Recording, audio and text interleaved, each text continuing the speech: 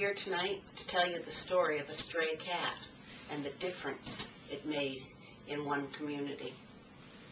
The first couple of times it was seen, it slipped past the stone wall, elusive like a ghost, barely noticed. Was it really something out there? As it grew bolder and used to the calmness of the people that lived in the little brick house in the center of the village, it became a little brave, and it came out where its body could be seen. Its tail hooked and curled at the very end, parading along behind it. It came every night near sunset, just as the family was getting ready for dinner, and maybe the smell of meat on the grill was the first thing that attracted it to the little brick house at the bottom of the big hill. The cat came like clockwork, night after night. One evening, a thunderstorm came across the valley, rolled into the village, and hung low over the housetops, crashing and booming and pouring rain. And Michael, who lived in the house, knew the cat wouldn't be around that evening. He'd be hiding out in some place trying to keep dry. The lights clicked out. The power had been knocked out by the storm. Michael passed the evening with still no power and the storm seemingly stuck over the small village, pounding on the roof with heavy, heavy rains and wind and howling and flashes of brilliant lightning and cracks so loud it makes the hair on your neck stand up. Michael went to bed late that night, and the power still had not returned. But about 11:30 he woke up, thinking, I never did feed the stray tonight, and the storm now is past. It's finally quiet out. Maybe I should get up and get her some food. And so he went downstairs. Using a flashlight, he reached into the cupboard and found the cat food he bought for the kitty.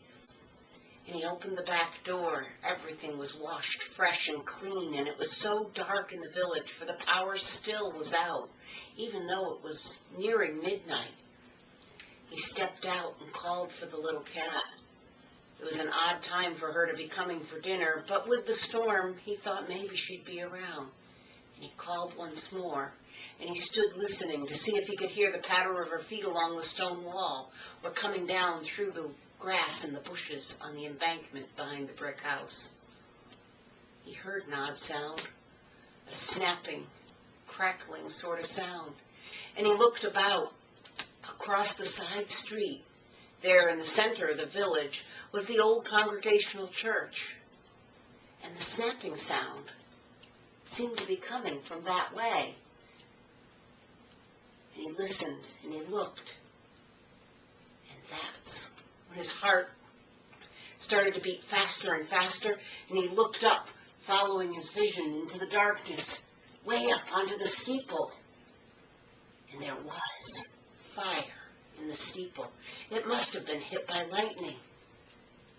He raced inside and grabbed his cell phone, and luckily there was cell phone service, and he called the fire department.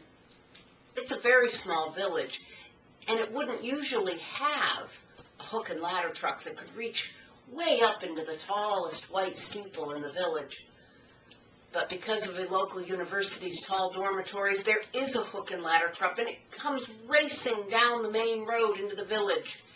And the firemen race to the old church, sitting there in the middle of the village, at the bottom of the big hill.